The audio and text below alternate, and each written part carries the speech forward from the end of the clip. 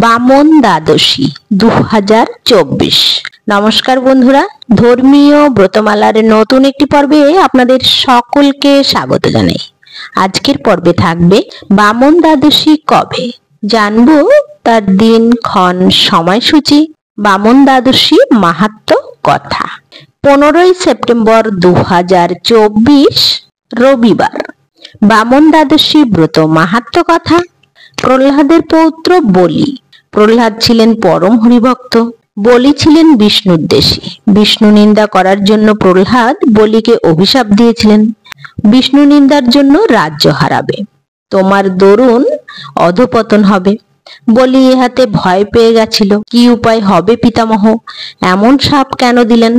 প্রহ্লাদ বললেন, উপায় আবার কি, শ্রীহরিতে ভক্তি জন্মালে তবেই সব ফিরে পাবে। প্রহ্লাদ হরিভক্ত ছিলেন, তাই ইন্দ্রের প্রতি বিদ্বেষ তার কম ছিল না। দেবতাদের তিনি শত্রু বলে মনে করতেন। 100 বছর ধরে প্রহ্লাদ দেবতাদের সঙ্গে অবিরত যুদ্ধ চালান। বৃদ্ধ বয়সে প্রহ্লাদ পরাজিত হয়ে রাজত্ব ত্যাগ করলেন। তিনি পৌত্র বলিকে রাজ্য অভিষিক্ত করার জন্য গন্ধমাদন পর্বতে তপস্যার জন্য চলে যান। বলি রাজা দেবতাদের সঙ্গে যুদ্ধ চালিয়ে যায়। বলির অন্তরে বিষ্ণু ভক্তিও তখনও জাগেনি। পিতামহের অভিশাপের ফল ফলল। ইন্দ্র বিষ্ণু সহায়তায় বলি রাজ্য ভ্রষ্ট করল। ইন্দ্রের ভয়ে বলি নানা স্থানে লুকিয়ে বেড়ায়। একবার তিনি গর্ধপের রূপ ধরে ভ্রমণ করছিলেন। ছদ্মবেশ ধরে তাহা দেবতাদের দৃষ্টি এড়ায় না। ইন্দ্র তাকে দেখে চিনে ফেলেন। হে দৈত্যরাজ, আজ না হয় তুমি রাজ্য হারা হয়েছ, তাই বলে তোমার এমন দুর্গতি? কাপুরুষের মতো তুমি গর্ধপের মধ্যে আত্মগোপন করে আছো, বড়ই লজ্জার কথা। দৈত্যরাজ উত্তর দিলেন, এতে আর লজ্জা কি, দুঃখই বা কি? তোমাদের বিধাতা বিষ্ণু মৎস্য, কুর্ম, বরাহ ইত্যাদি রূপ ধারণ করেছিলেন প্রয়োজন সিদ্ধির জন্য। তুমি নিজেও ব্রহ্ম হত্যা করে মানস সরোবরের পদ্মপাতার তলায় আশ্রয় নিয়েছিলে।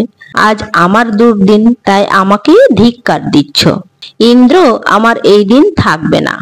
ইহলোকের ঐশ্বর্য ধন সম্পদ আজ আছে কাল নেই, তা নিয়ে গর্ব করার কিছু নেই। দুদিন পরে তোমার এমন দশা হবে। দৈত্যগুরু বলিকে নানা স্থানে খুঁজতে খুঁজতে সহসা একদিন আবিষ্কার করলেন।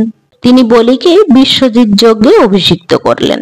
সেই যজ্ঞের অগ্নিতে আহুতি দেওয়া মাত্রই ইন্দ্রের রথের মতো একটি রথ, ইন্দ্রের অশ্বের মতো অশ্ব, সিংহ চিহ্নিত ধ্বজা, স্বর্ণময় ধনু, দিব্য কবচ, 2টি অক্ষয় বাণে কর্ণতৃণ উদ্দিত হল।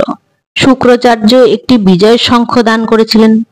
নবরূপে সজ্জিত হয়ে বলি দৈত্য সেনালয়ে প্রথমে পৃথিবীর রাজ্য অধিকার করেন এবং তারপরে স্বর্গরাজ্য জয়ের জন্য যাত্রা করলেন। দেবগণ ভীত হয়ে বৃহস্পতির শরণ নিলেন। বৃহস্পতি বললেন, তোমরা যুদ্ধ করতে যেও না, তোমরা এখন দুর্বল। শুক্রাচার্য সঞ্জীবনী বিদ্যার দ্বারা দৈত্যের জীবন বাঁচিয়ে দেবে। তাছাড়া দুর্ভাষার অভিশাপ তোমাদের উপর চলছে, তোমরা সব স্বর্গ হতে সরে যাও, মর্তলোকে গিয়ে মানুষ ও জীবজন্তুর মধ্যে লুকিয়ে থাকো। বলি বিনা যুদ্ধে স্বর্গরাজ্য অধিকার করে নেয়। শুক্রাচার্যের উপদেশে বলি 100 বার অশ্বমেধ যজ্ঞ করলেন। বৃহস্পতি দেবতাদের উপদেশ দিলেন, দেখো সমুদ্র মন্থন করে অমৃত উদ্ধার করতে না পারলে আর দৈত্যদের তাড়ানো যাবে না। অমৃত পেলে তোমরা অমর হয়ে যাবে। শুক্রাচার্যের সঞ্জীবনী বিদ্যা তখন বেশি অনিষ্ট করতে পারবে না। সমুদ্র মন্থন খুব দুরূহ কাজ, তোমরা একা পারবে না। দৈত্য ও দেবতারা মিলে মন্থন করতে হবে। বলির কাছে গিয়ে প্রস্তাব করো, ওদের সাহায্যে সমুদ্র মন্থন করে অমৃত উঠলে ফাঁকি দিয়ে তোমরা অমৃত ভাণ্ডার অধিকার করে নেবে। বিষ্ণুর সঙ্গে পরামর্শ করো। দেবগণ বলির সঙ্গে সাক্ষাৎ করে সমুদ্র মন্থনের প্রস্তাব দেয়। বলি সম্মত হলো। দেবতারা দৈত্যদের সঙ্গে যোগ দিয়ে সমুদ্র মন্থন করে অমৃত অধিকার করলেন। তাদের দেবাসুরের সংগ্রাম ঘোরতর হয়ে উঠল। দেবতারা কিছুতেই স্বর্গরাজ্য থেকে দৈত্যদের তাড়াতে পারলেন না। দেবমাতা অদিতি বিষ্ণুর শরণ লইলেন। অদিতি বললেন, বৎস, তুমি ছাড়া তো আমার ছেলেদের আর স্বর্গরাজ্য ফিরে পাওয়ার উপায় দেখছি না, একটা উপায় করো। বিষ্ণু বললেন, মা, প্রতিকার করার জন্য তোমার গর্ভেই আমি একবার জন্ম নেব, তুমি নিশ্চিত হয়ে যাও। এবার আমি বামন হয়ে জন্মাবো। বিষ্ণু অদিতির গর্ভে বামন রূপে জন্মগ্রহণ করলেন।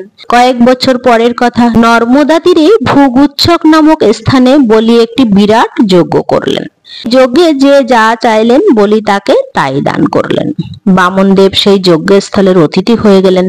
বলি বামনদেবকে সমাদর করে পাদ্য অর্ঘ্য দিয়ে অভ্যর্থনা করলেন এবং জিজ্ঞাসা করলেন, হে ব্রাহ্মণ, আপনার প্রার্থনা কি, আর চানই বা কি?